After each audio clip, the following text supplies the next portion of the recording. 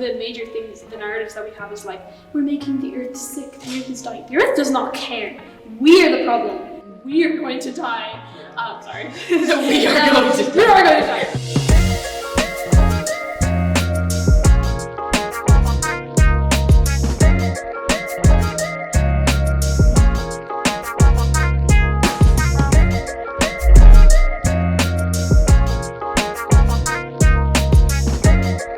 This is Fresh Perspectives, a show where we get new perspectives on the social issues that affect modern society. Our contributors will play a game where they pick out a statement. If they agree, they will walk to the agree side and state their reasons why. If they disagree, they will walk to the disagree side and state the reasons why. This is all in order to unify across their different perspectives.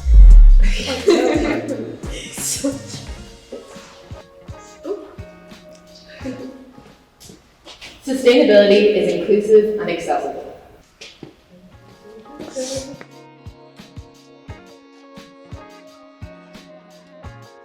Sustainability is not yet the majority rule, so it's not something that we actually have embedded in our society. And I think we can find ways of doing it on a daily basis with what we have around us. Well, I'm basically between the agree and disagree because A, I'm a very indecisive person. B, I think that, I agree with what you Leticia just said. While the idea of sustainability obviously is supposed to be inclusive, it should account for, ways for people to easily access ways of living which are sustainable. I think we're not there yet because our societies and communities are very exclusive sometimes, and under capitalism it's really debatable whether, things can actually be accessible. So, with the recent growth of the climate movement and all that, we've seen a premiumization of sustainability, where if you go into any sustainable shops in Dublin or whatever, the prices will just be astronomical. And I think that's the same for most places. If you're looking at sustainable fashion, of course you can go to charity shops and all that, but if you're looking to get something firsthand that's sustainable, it's going to be an incredible price. And that is because of the extra labour, except that right now not everybody has the means to be able to access this. There's no point for discussing individual choices.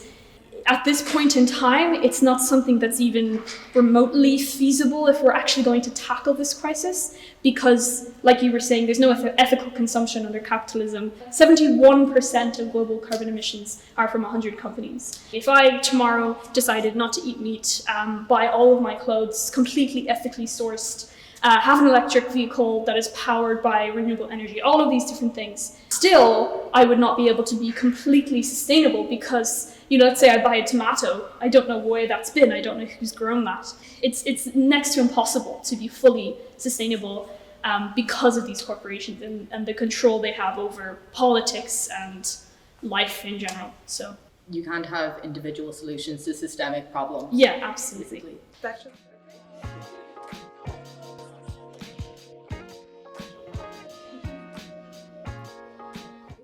Okay.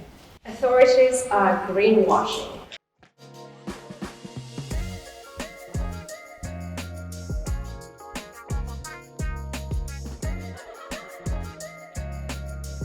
When it comes to the government, they invest so much money into, finding sustainable solutions, especially when it comes to, environmental science and, vertical gardening and all those things. But realistically, that's one of the countries that still supports the Gufala system, which is, modern day slavery. Obviously, I think some authorities definitely do engage in greenwashing, and that's really bad. But at the same time, I believe that, there are definitely some institutions and organized civic society that actually do a lot of work to unify and actually solve the issues, as opposed to, just throw really cool terms to make them seem great while engaging in unethical practices. I think it's very clear in the last few years, as sustainability has come more to the fore and all of that, there's been a huge amount of greenwashing, and a lot of the time when climate bills are brought in or anything like that, it's all just a matter of things getting lost in legislation almost, where you kind of have these great platitudes and all of that about sustainability, but it's never actually put into real action. If we want to eliminate greenwashing, we need to completely restructure political, legislative, economic, social spaces. So I truly believe in the power of people, right? So in terms of grassroots movements and how we can, through activism, collectively engaging in things rather than really trusting what is already there in terms of authority. Because in the end, I don't know how much, even the countries that would say, no, we have a policy, we are trying, but how much? Yeah, exactly.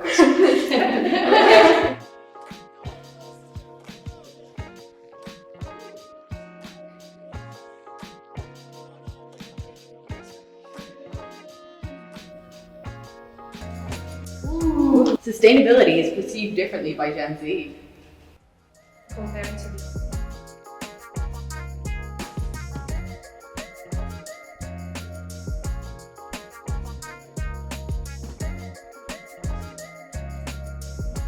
generations who've been talking about the like art crisis for ages, but I think that there is a shift, and I think the reason that we have so many Gen Zers in the climate movement is that I think it's just a permanent thing on every young person's mind, because we're the people who are going to be affected by it the most in the future. Obviously, I'm not discounting the people from older generations who will be affected too, but it's just like a more general thing that all of us will be. I think I agree. But, so sorry, just a question there. Would you clarify for me, when does Gen Z start? 1996. Okay, cool. So I'm still a millennial then, I assume. 95. Oh, you're a millennial. But it's really hard for a lot of young people to, like try and start thinking or imagining their future, knowing that, maybe our planet will not exist in the way that we know it. I'm just depressed all the time. We need to do something. I do recognize that there's potential, there's potential for change because people are more, at least they are concerned. But I do see people from older generations that are very worried about it anyway and engaging in different activities. We shouldn't use generations to divide us. Oh, yeah. That's one big thing here. I think the reason why we have had so much attention, so much action, is because of the movement of young people. But I don't know if it's, like you were saying, it is the worst that it has ever been everywhere. Like I was saying, the thinkers were there, although not quite so successful, I do have to admit. The ideas were there. There have been people and indigenous communities talking about this for ages. There have been scientists talking about this for ages. In terms of generations, I just think that we probably have the best awareness, not necessarily action, but best awareness of it.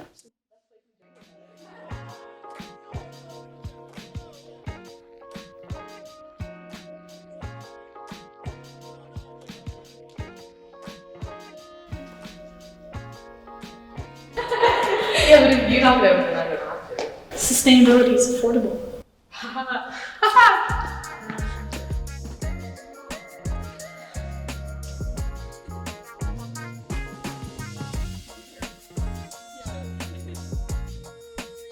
A lot to do, of course, but if we go back to the principles, and as we were saying, like even for example the indigenous people and everybody who came before us, we could do it without necessarily involving money, which is a crazy idea that we actually need to pay to be sustainable, and this math never worked in my head.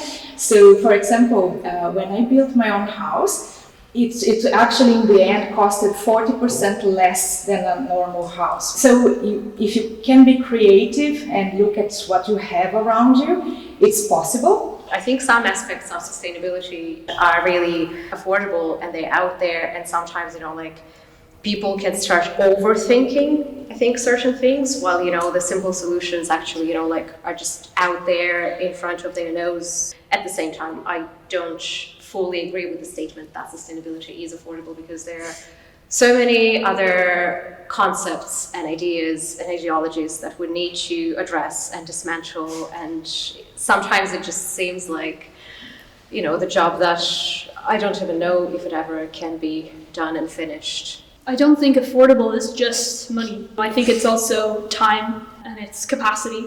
Because what you were talking about, going out there and then getting that TOEFL, for example, if you work 12 hours every day, or if you're in full-time education, you physically cannot do that. I think that we could live in a sustainable world. I think that as like a thing, sustainability isn't something that has to be expensive, because it's everything that's at our doorstep. It's the most natural thing for us to do. But in a world where like there's planned obsolescence, in a world where fast fashion is the only accessible means for getting clothes and all of that, I don't think that currently we live in a world where sustainability can be affordable, but I think it should be, and I think we need to work towards that. Person or one group does is still not the point. So we need to plan the bigger change. And things like planned obsolescence, come on, it shouldn't exist in this world. Why is it still there? There are certain things that we have to fight against. It's not possible.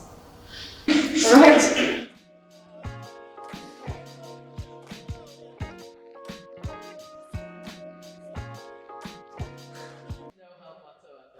Sustainability is impossible to achieve.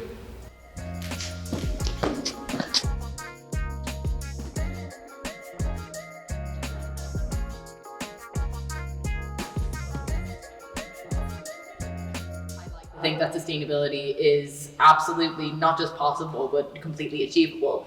And I hope it will be, but it is a little bit scary sometimes to look at it. So we do need like a big upheaval. We can't stay with business as usual. It needs to be radical change. I have a lot of hope for, like things actually change in a way where sustainability along with humankind could be two compatible things that actually exist. I just don't think it makes sense to think that sustainability is impossible. Sorry, just very, very quickly. I think, one of the major things, the narratives that we have is like, we're making the earth sick, the earth is dying. The earth does not care. We are the problem. We are going to die. We are going to die. The earth is going to regenerate itself. It's going to be fine. It won't be fine in 5 billion years when the sun expands and swallows us, but that's another thing. What makes me the saddest is that it's not just us. Actually, we are killing. How many species die if we can mirror something from the past? And look, technology can help. So we have means, we have tools, we have ideas, we have the tools to make these changes, but it requires a lot. So we have to start doing better, that's for sure.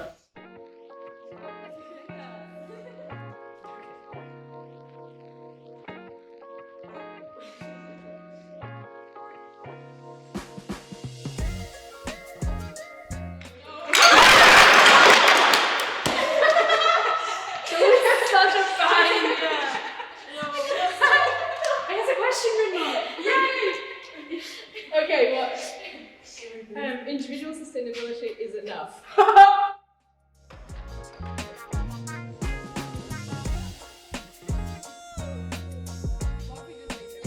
Definition of sustainability, communities working together, all the things we talked about.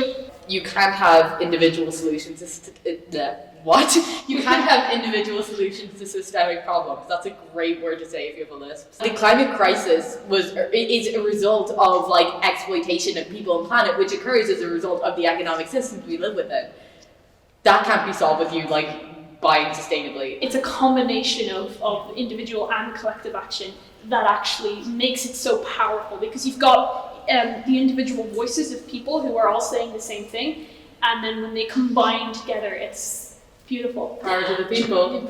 Exactly. Oh yeah, the distribution of power in the world that we live in is so, unequal and a lot of times, unjust and, shouldn't be the way it is. At the end of the day, it is down to also individuals realizing that, they should and can demand change. Yes. And, there's certain concrete things that they actually can do in order for things to change. Because at the end of the day, most of the things that I think, environmental or, social justice, human rights, whatever kind of activism been calling for, they are really to benefit everyone and not just, a certain given minority community or whatever. Just to add to all this that you are saying there, what I worry about when we say that individuals are powerless is exactly when people feel that they cannot do anything. And this is so untrue, right? So actually we can, but collectively. So the whole thing is how much we can engage to change the macro level, and it can be in so many ways, right? But we need to do it collectively. Yay! Okay.